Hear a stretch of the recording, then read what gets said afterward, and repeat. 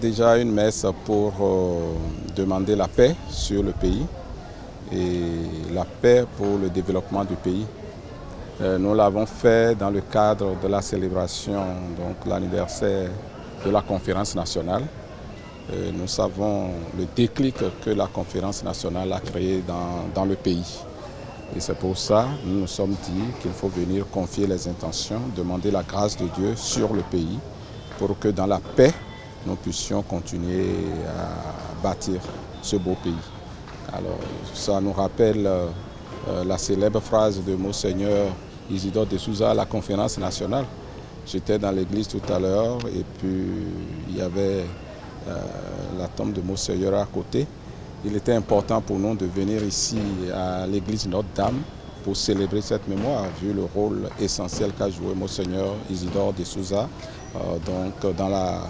dans la conduite et les résultats de la conférence nationale.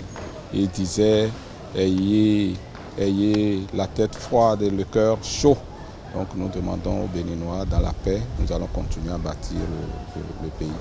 Et parlons d'ailleurs de conférence nationale. Cette célébration me rappelle la parabole des talents. Si vous consultez la Bible, dans Matthieu 25, versets, je crois, 24 à 30, vous lirez la parabole des talents.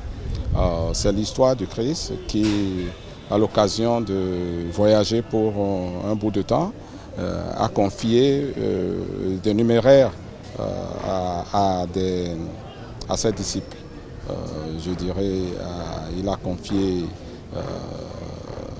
5 talents à quelqu'un, il en a confié 2 à un autre, à un troisième, il en a confié 1 talent. Et quand il est revenu beaucoup plus tard, il dit alors qu'est-ce que vous avez fait de ce que je vous ai laissé? Alors le premier a dit je les ai fructifiés de 5, ben voilà, je les ai fructifiés, c'est devenu à 10. Alors, le second a dit ben je l'ai doublé et puis voilà.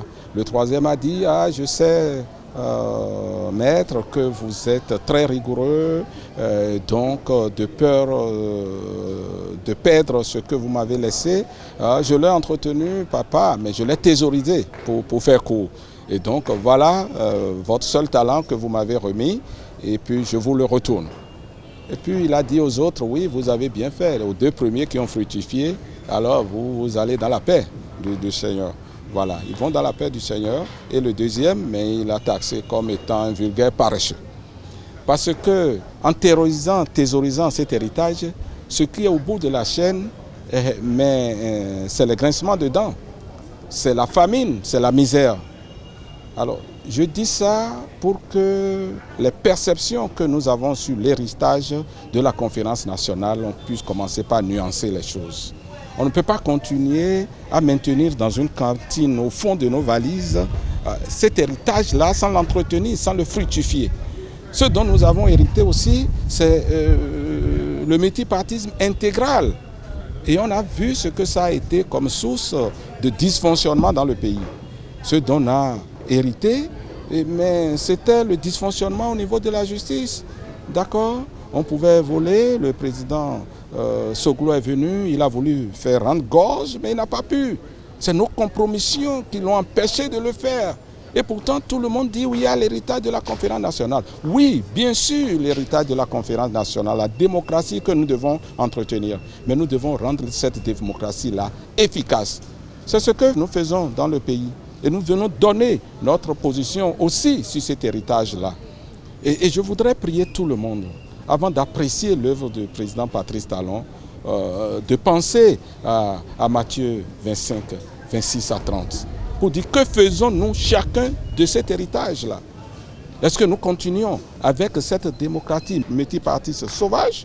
Est-ce que nous continuons avec la malgouvernance caractérisée, avec la corruption galopante?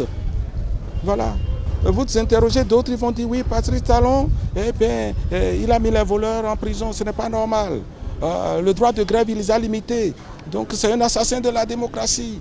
Mais est-ce que cet héritage-là, vu dans ce modèle-là, nous a permis d'avancer? Nous demeurons en démocratie, c'est ça l'héritage pour nous. Nous consolidons la démocratie, mais il nous revient de rendre cette démocratie-là efficace.